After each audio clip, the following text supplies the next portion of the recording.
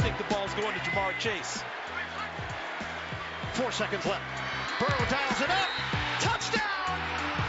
Jamar Chase!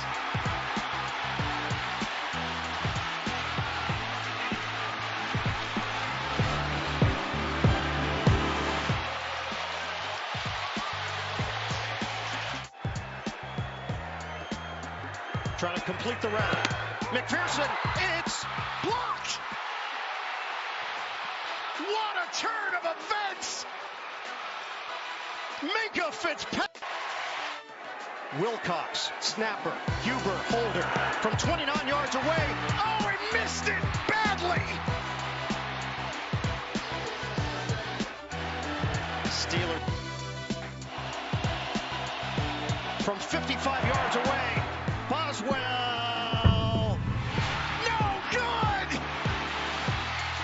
What is happening here? But here's the thing you have to think to yourself. That's a winner! Unforgettable season opener! And the Steelers outlast the Bengals. Steelers, Bengals, a kicking mess. The Bengals upset by the Steelers. TJ Watt hurt in that game. This has been the most incredible, exhausting week of football ever. Everything has happened, and nothing has happened. The world keeps spinning, and that takes us to our top story today, which is that it's my birthday, and I have these little cookies. I'm going to put one of them in my mouth. This is riveting podcasting.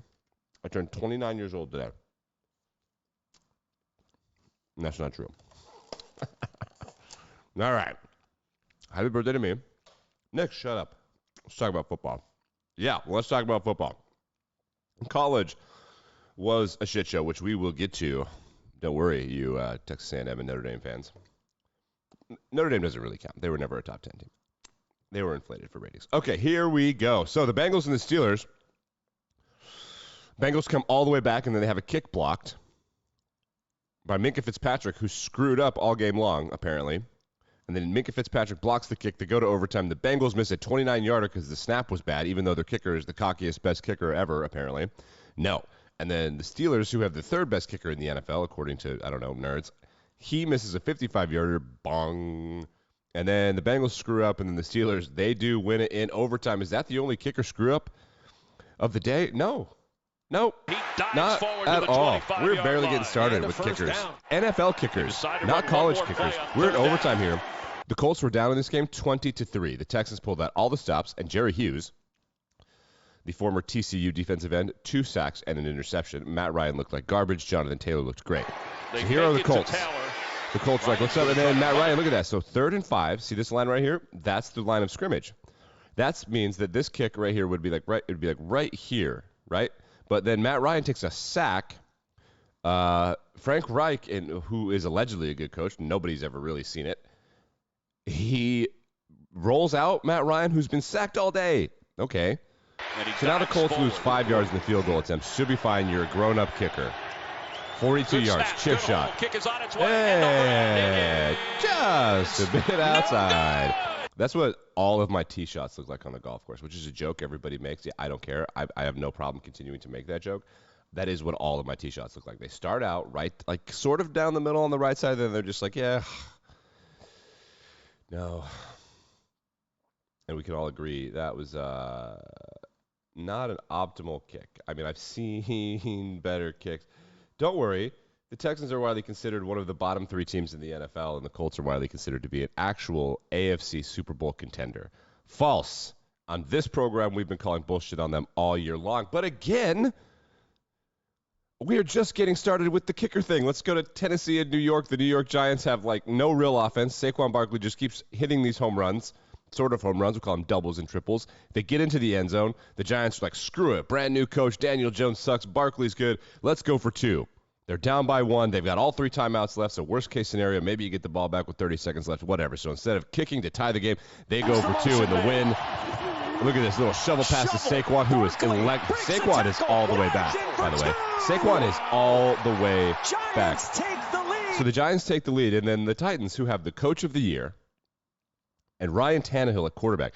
They just keep screwing up their way down the field. They have a delay of game, and then they do that thing where Tannehill's screwing around to the last second, and then the coach, Vrabel, takes a timeout, but then he got the snap off, and then Ryan Tannehill was like, I had it, and Vrabel was like, but you didn't have it, and then everyone's like, but 5 yards is nothing, dude. The timeout actually matters a lot. So then the Titans just like dink and dunk their way down the field, and then they go backwards, but they're in field goal range. They're setting up their kicker, who has missed very close game-winning field goals in his career. His name is Randy Bullock. On the internet, he's affectionately known as Fat Randy. So Fat fucking Randy, he missed like a 25-yarder for the Bengals to upset the Steelers or some team that was much better than them a couple years ago. You can look it up because he is the guy that missed the field goal and then faked as if he pulled his calf. Remember that? Yeah, that happened. So now the Titans are like, well, we really fucked up this drive. Let's just get out of here and attempt the field goal. There's 8 seconds left. We'll do it. 4 seconds. So here's Tannehill. He's going to spike it. And here comes Fat Randy. And he pushed it.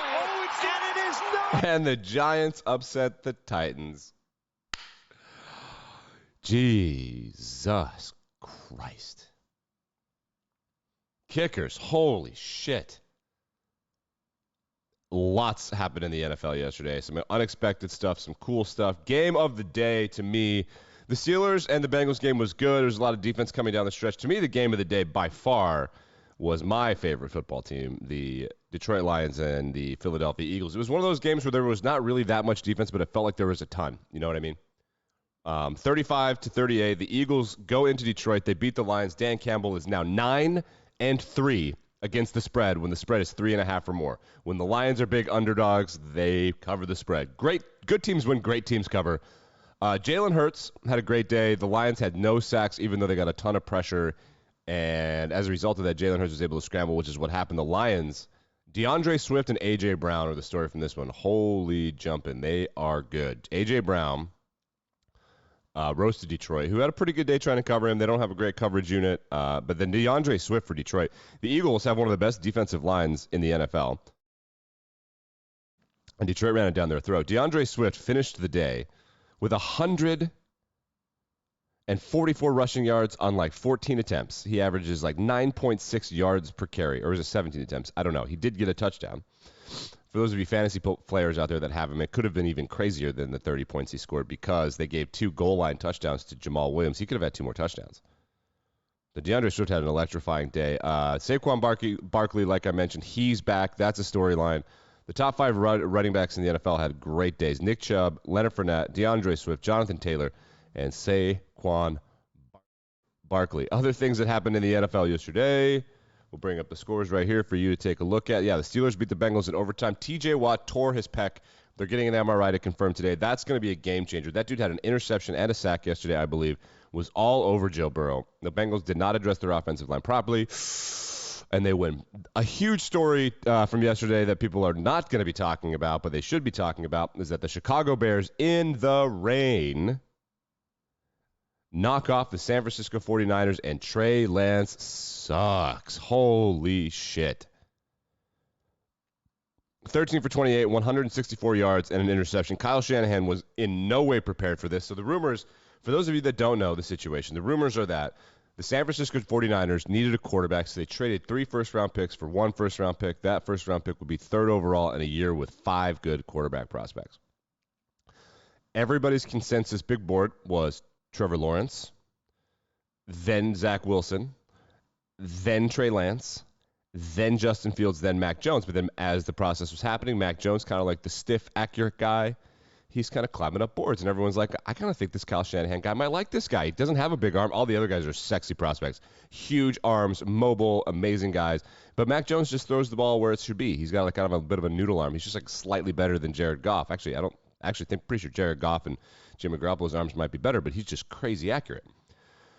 But then the internet was like, they're going to take the real prospect, right? And Trey Lance, and then they do, and everyone's like, I kind of think the rumors around San Francisco are that they were bullied into taking Trey Lance by the internet. And they should have taken Mac Jones, and now they have to start him because they traded all that shit for him. They traded more for Trey Lance than the Rams did for Matthew Stafford. And he blows. So he plays Justin Fields, which is the quarterback that, like, Justin Fields starts falling. People think he has medical concerns, and also he's like a black man. Trey Lance, I believe, is also half black, but Justin Fields is black. And then everyone's like, does he love football? Which is a narrative that happens during the draft. Yeah, well, Justin Fields beat Trey Lance yesterday.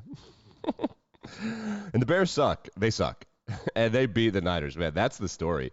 Bears beating the Niners. Another story, the Packers had an enormous drop down the sideline from, I believe, Alan Lazard. Aaron Rodgers showing frustration. The Packers have now been outscored 61-10 in their last 2 consecutive Week 1 games. Do not read into this. Do not read into this yet. Read into it later. Do not read into this now when it comes to Aaron Rodgers, and I will tell you why. Every year, there's at least one game where he gets his ass kicked and he just stops caring. When the game is lost, that guy's like, fuck it. It's a long season. And that is so annoying. It's like, is it falling apart for Aaron Rodgers? It's not. It's not. It's not. It's not. It's not. It's not. Do not.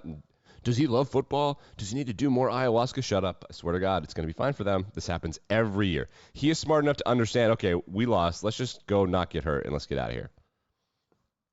That is the correct way to go about business. The Panthers lose to the Browns. The Browns kick a game-winning field goal, a couple seconds left. That was a good game. Baker Mayfield did not play particularly well. The Panthers, Matt Rule could be fired any day now. I thought they might be tougher than expected, but Jacoby Brissett was able to pull it off. The Commanders get a big win. Carson Wentz was awesome. Oh, my goodness. Carson Wentz was sick. Justin Jefferson, he roasted the Packers. Derek Carr was one of the worst quarterbacks in the NFL yesterday. Like 3 interceptions, I think. Khalil Mack strip sack and a recovery on 4th down. The Chargers hold on to beat the Raiders. The Chargers, though, Brandon Staley ain't it, man. Brandon Staley, the head coach of the Chargers, he ain't it. Brandon Staley ain't it. I don't know how they're so conservative. I don't know how they're screwing up this team. I know the Raiders have a pretty good defense, but they're not that good. My God, dude. Ugh. Dolphins roast the Patriots. Tua Tagovailoa now undefeated against Bill Belichick. That's 4-0, son. The Falcons were beating the Saints all day. The Saints come back and kick a game-winning field goal with 40 seconds left. The Falcons missed their game-winning field goal, or I think it was blocked. Game-winning field goal was blocked. The Chiefs annihilate the Cardinals. Either the Cardinals took the week off, the Chiefs are really good, the Cardinals are really bad. So we will keep an eye on that situation. And then Sunday Night Football was an enormous letdown. Chris Collinsworth, I guess they didn't have a backup color commentator, and so then Mike Tirico had to talk more while Chris Collinsworth sounded like he needed to clear his throat. And all of this happening during an incredibly boring game where the Bucs beat the Cowboys 19-3. I bailed in the third quarter because I was like, this is one of those things that's just not going to get better. There's Justin Fields. Look at the rainstorm in Chicago. This is an NFL field. Look at him. They beat the Niners. Justin Fields looks like a little boy playing football, having fun. I think that this Bears-Niners game is going to be the weird thing that happened in Week 1 that everyone looks back on and be like, oh, that was weird. Like when the Jags drafted Trevor Lawrence, they went 1-15, and they beat the shit out of the Colts in Week 1. The Colts suck. No team in the AFC South yesterday won. None of them. AFC South, Jags, Titans, Colts, Texans. That's particularly fascinating because 2 of the teams played each other. So Colts and Texans end in a tie after the missed field goal from the Colts. Okay, that's the NFL. We got to go to college real quick. We might dive more into college tomorrow. The real quick, 3 things happened. Well, 2 things happened and 1 thing almost happened. 2 top 10 teams lost to Sunbelt teams. Notre Dame lost to Marshall. Here's Buckner. Pressure coming. Buckner stands in and fires his balls. Intercepted. Gilmore down the sideline. Pick 6. Gilmore. So Notre Dame was ranked number 8 after being ranked number 5 and going on the road in Ohio State and having a tough defense. Throw a pick 6 there to Marshall. They're hungover. Couple thoughts. First thing is that Notre Dame is never a top 5 team in the country. Their rankings were inflated because they had a good recruiting class, because they did well last year, and because if they ranked them in the top 5, then a lot of people would watch Ohio State and Notre Dame. Notre Dame is not a good football team for 2 reasons. Number 1 is that their quarterback is utter garbage, which is crazy. They had no contingency plan. There's a transfer portal. They're everywhere. Quarterbacks are everywhere. Number 2, the head coach is a defensive coordinator who is prioritizing defense, and I gotta say, buddy, fuck defense. Receivers win games in college. Receivers. Nope, shut up. Receivers. You trade every single starter on your defense for like 3 first-round draft pick receivers. Receivers. Offense. Notre Dame, I think the final score ended up being like 26-22 or something. I think Notre Dame tried to make it interesting at the end. This pick 6 made it 26-15 with 4 minutes left against a quarterback who couldn't move the ball. He can't move the ball against Marshall. against good teams, you got to count on scoring 20 to 21 a game. They scored 10 against Ohio State, whose defense is not that good. And against Marshall, they scored like 20-something. Score. Okay. Second thing that happened, App State goes into Texas A&M, who is a top 10 team. They spent allegedly $20 million in NIL money on their top number 1 recruiting class. All of them are freshmen. They're still going to be very good eventually. And all of this so that they could lose to the Appalachian State University. It's 17-14. And here, look at it. 1st and 10. $1:49 left. Texas A&M's got, they have 1 timeout left. So they got to stop them, and it's like shit's looking bad now.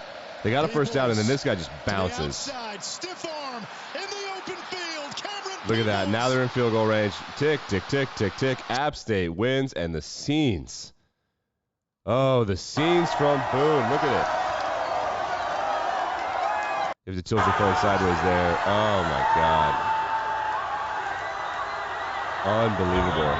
Look at these people jumping in lakes and shit. It's amazing.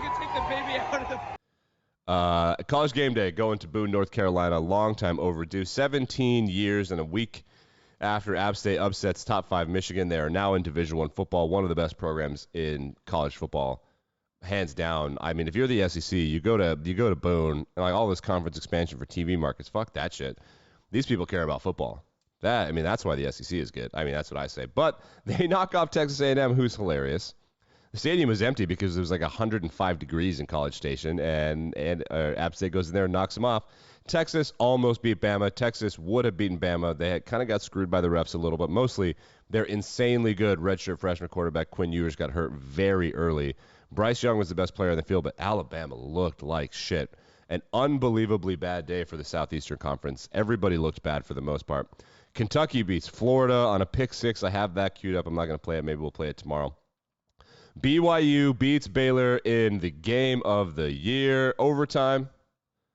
Baylor, 20-20. This looks like it's about a 30-yard, 35-yard field goal. 40-yard field goal, 42. And never had a chance. Jesus. This one coming from 37. Jake Oldroyd, the snap down. Not even close. Kickers. From 37. Oh, it's not playing. All right, that's fine. Understand that you're going to have to put this game on your quarterback. The second overtime, BYU with those bright blues. The bright blues look so much better than the Penn State blues. That's Penn State's color. Got him in. Anyway, BYU wins the game. Kickers suck. Kickers suck. BYU wins the football game, and kickers sucked. Sunday Night Football. You know the biggest thing that happened for Sunday Night Football? We're going to dive into this tomorrow. This will be our top story tomorrow. Somebody remind me. Gisele Bündchen wished Tom Brady luck in his first football game of the year. And the reason that's important is because there are rumors that things are not good on the home front, as first reported by the New York Post. I'm exhausted. Welcome back to football. Shane Beamer, Frank Beamer's kid, is the head coach of the University of South Carolina. They went on the road to Arkansas and got their shit kicked in. Hey, how do you think that your opponent played there, Shane?